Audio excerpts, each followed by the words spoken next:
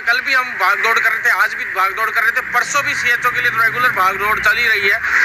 तो हम लोग क्या है, काफी समय से मैं अभी 3-4 दिन से लाइव नहीं आया, क्योंकि एक एक चीज जब तक पूरी तरह से क्लियर नहीं हो और पूरी तरह से विभाग की जो असमंजस्य स्थिति जो पैदा हो रही थी हमारे और विभाग के बीच में, इन दिनों में क्या है, हम लोग रेगुलर विभाग के हर तरीके से, चाहे वो एनएचएम विभाग हो या स्वास्थ्य विभाग हो, लगातार हम उस पर प्रेशर बनाए हुए थे, लेकिन क्या कुछ एक चीजों में स्थिति उन लोगों ने क्लियर नहीं की, जिसकी वजह से हम लोग उनसे थोड़ी तनातनी भी चल रही थी। और आज उनसे वार्ता हुई है, सभी विभागों में लगातार वार्ता हुई है, तो सभी की वार्ता के पश्चात हम लोग आज लाइव आए हैं। तो पैरामेडिकल के तो सभी साथियों को पता ही है कि आज जो डेट थी उनको वापस 1 तारीख और मिल गई है, एक तरीके से 19 तारीख को, और जो आगे जोधपुर तो उसमें तो आगे 19 को अब डेट हो गई है। तो साथियों, उससे पहले मैं आप लोगों को ये बता देना चाहता हूँ कि मैं भवानी कुमार जी भाई, जगदीश जी और आसिफ भाई और जो लोकेश शर्मा जी हैं जो निरंतर, और मुकेश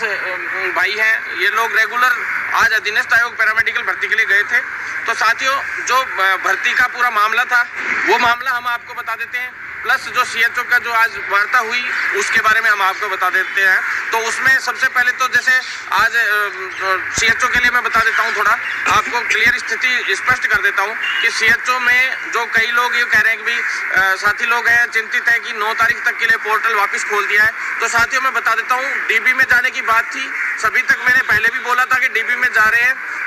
जो विभाग है वो डीबी में जा रहा है, और उस विभाग ने अप्लाई भी कर दिया था, लेकिन उनकी सुनवाई की डेट नहीं मिल पाई थी, रेगुलर आगे बढ़ता जा रहा था मामला। तो साथियों, क्योंकि डीबी में जैसे कोई बढ़िया वकील, जैसे अपन लोग कोई वकील करते हैं, बढ़िया पैसे वाला सिस्टम होता है, तो उन लोगों को तो कैसे भी अप्रोच कर आके वो लोग कर लेते हैं, लेकिन डीबी में अब सुनवाई की डेट 16 तारीख मिली है। आप लोगों को मैं बता देता हूँ कि भाई जो ये 9 तारीख तक पोर्टल इन्होंने अचानक से इसीलिए खोला है, जहाँ तक हम लोगों ने अब बात हुई है, तो मैं बता दूं आपको, स्थिति स्पष्ट कर देता हूं कि जो लोग जैसे पहले इन्होंने एक बार के लिए पोर्टल खोला, फिर बंद कर दिया था, फिर फिजिकली ले रहे थे ये लोग, सभी की जो परिवेदनाएं एक तरीके से ग्रेवियंस हैं जो फिजिकली ले रहे थे, तो वो ग्रेवियंस पूरी कल को कोर्ट कहता कि भी आप लोगों ने पोर्टल तो इतने टाइम तक खोला ही नहीं, तो इसलिए इन्होंने अब इनको वहाँ डीबी में तो मिल नहीं पाई डेट, तो इन्होंने अब वापस से ग्रेवियंस खोल के उसमें और पोर्टल खोल के वो पालना भी रखी है थोड़ी बहुत, ताकि कोर्ट के आदेश की अवहेलना ना हो, इसलिए तो वो 9 तारीख तक की इन्होंने लास्ट 3 दिन के लिए वापस खोल दिया, अभी लगातार 4 दिन के लिए, 3-4 दिन के लिए, तो ये 9 तारीख तक की ग्रेवेंस रखा है। और इसमें अब ये कहा गया है कि भाई इसको कैसे भी, जो उसमें कई लोग ये सोचते हैं कि भाई इसमें कहीं स्टे तो नहीं है, तो साथियों इसमें मैं आपको स्पष्ट रूप से कह देता हूँ, वैसे देखा जाए तो कोई स्टे भी नहीं है, रिजल्ट जारी कर सकते हैं। कोर्ट ने सिर्फ इतना कहा है कि इन लोगों की ग्रेवियंस ले लीजिए, जो कंसिडर होता है उसको कंसिडर कर लीजिए, और जो नहीं होता है, जो नियमों में नहीं है, तो वो चीज़ तो आपको पता है वैसे ही नहीं हो पाएगी। तो साथियों, इनका ये है कि साफ सुथरे तरीके से इनका जितना भी साफ तरीके से इन्होंने 16 को डीबी में लगाया। अभी कई लोग कह रहे हैं डीबी में गए, क्या हुआ क्या नहीं हुआ, तो डीबी की मैं बता देना चाहता हूँ, मैंने कई लोगों से ने मेरे से फोन पे भी पूछा था, तो डीबी में 16 तारीख को डेट मिली है, और डीबी में अभी 9 को कल निस्तारण हो जाए तो बेस्ट ही है, 1-2 दिन में अभी रिजल्ट जारी हो जाए अचानक तो अच्छा ही है, और नहीं होता है तो 16 को इन्होंने डीबी में चले गए हैं, और लगभग डेट भी फाइनल हो गई है। उसमें ये लोग इसको करके कि भाई जितने लोगों की पिटीशन दायर हो रखी है उनकी संख्या बता देता हूँ, 103 रिट पिटीशन अभी है, जो मेनली जो उसके अंदर है, उसमें मामला इसलिए उलझ गया ज़्यादा, ये लोग डीबी में इसलिए जा रहे हैं कि 2019 और 20 के जो थे कुछ लोग जिनकी उस वक्त खारिज हो गई थी, वो पहले की भर्ती के मामले में जो 2019-20 के टाइम मतलब पहले जो सीसीएच या ब्रिज कोर्स कर चुके हैं, जो पहले से 378 के करीब 2 बैच छोटे बैच संविदा कर्मियों के गए थे, तो उनकी कोई समस्याओं से रिलेटेड थी एक तो 2019 और 20 में 2019 में 3 पिटीशन दायर हुई, 19 वालों की 3 पिटीशन अभी दायर हुई है, और 2020 वालों की 4 पिटीशन दायर हुई है। तो उसमें उन्होंने फायदा उठाते हुए इन सभी पिटीशनों का कि साहब हमारा भी सेम ही मामला है ये कह के, और वो लोग इसमें घुस गए, और अब ऐसे टाइप के हर कोई मामले इसमें फंसे हुए थे, इसलिए ये लोग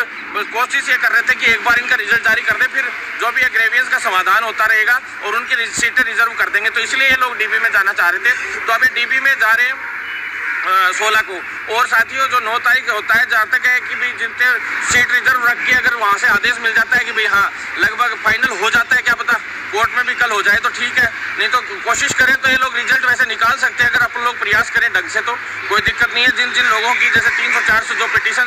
लगी हुई है उनको हटा के, तो उसमें एक तो स्पोर्ट्स कोटे की है 300 से ऊपर रेटें हैं, और उसमें यह है कि भाई कई लोगों को वो इसलिए चले गए कि उनको ये लग रहा था कि भाई हम लोग क्या पता हमें बाहर कर दिया या गया, या अंदर जो विचाराधीन में है एक तरीके से स्पोर्ट्स कोटे के। और हैंडीकैप्ड वाले भी कुछ एक लोग हैं जिनका 40% से ऊपर वो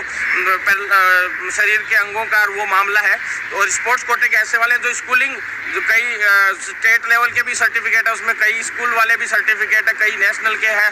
लेकिन स्कूलिंग वाले हैं, तो इस तरह के कई उसमें मामले आ रहे हैं। तो वो कमेटी में भेज दिए गए, उनमें जो भी वैलिड होगा, क्योंकि कई लोगों ने उसमें फर्जी भी लगा रखे सर्टिफिकेट, तो जो वैलिड होंगे उन लोगों को वैलिड कर दिया जाएगा, इसलिए वो कोर्ट में चले गए कई लोग वैलिड करवाने के लिए उनको। तो साथियों इस तरह से कईयों के समाधान होने हैं, तो वो समाधान होने हैं जो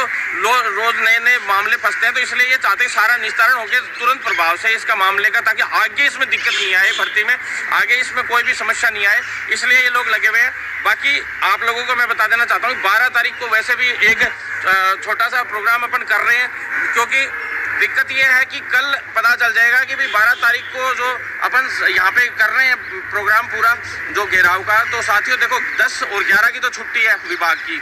वापिस से अगर कल रिजल्ट जारी नहीं होता है मान लो रात तक, तो फिर 2 दिन की विभाग की छुट्टी है, उसके बाद 12 को वर्किंग डे है, उसके बाद 13-14 की फिर छुट्टी है, 15 की भी छुट्टी है, तो साथियों डीबी में भी 16 को लग रही है। तो साथियों 12 को अगर करेंगे अपन तो इस तरह का करेंगे कि भाई एक बार के लिए यहाँ पे जोरदार वाला घेराव हो, घेराव के बाद अपन लोग उस दिन जो भी अपन लोगों, क्योंकि एक सबसे बड़ी प्रॉब्लम ये आ गई कि हमारे जो एमडी साहब हैं यानी आईएएस नरेश ठकराल जी हैं, उनको वित्त में भेज दिया गया है, और वित्त वाले जो शर्मा जी हैं, क्या नाम है उनका, सुधीर शर्मा जी और अतिरिक्त प्रभार दिया गया है मैडम है जो डॉक्टर भारती दीक्षित मैडम, उनको एनएचएम का अतिरिक्त प्रभार दिया गया। तो दो आईएएस नए आएंगे कल ज्वाइन करने का उनका है, और कल ये यहाँ से चले जाएंगे एमडी साहब। तो हम चाह रहे थे कि जाते जाते कुछ अच्छा कर जाए, लेकिन शायद कल सुबह ही वो ज्वाइन कर लेंगे सुधीर शर्मा जी, तो 10-11 बजे। तो अगर वो ज्वाइन कर लेते तो देखते अब आगे की सिचुएशन क्या होती है। अब समझ भी नहीं आ रहा कि घेराव 12 को किस हिसाब से क्या करें क्या नहीं करें साथियों, लेकिन फिर भी 12 को हम लोग चाहे जितना इकट्ठे हुए एक बार के लिए अल्टीमेटम देने के लिए 12 तारीख को तो हम घेराव करेंगे साथियों, चाहे कुछ भी हो जाए, और इनको दिखाएंगे बिल्कुल पूरी तरह से। उस दिन हम लोग एक साथ में इकट्ठे होंगे, सीएचओ के साथी भी आएंगे और उस दिन पैरामेडिकल के भी कुछ साथी आएंगे, तो एक अच्छा सा यहाँ पे बढ़िया सिस्टम कर देंगे। पर उसका ऐलान कल किया जाएगा साथियों, क्योंकि कल एक बार देख लेते रिजल्ट का क्या रहता है क्या नहीं रहता है। अगर रिजल्ट आ जाता है तो वैसे ही देखो होना ही है। तो पैरामेडिकल का भी अब मैं आपको बता देना चाहता हूँ कि आज हमें आश्वासन तो इसी तरह से मिला है कि भाई कल तक होना ही है।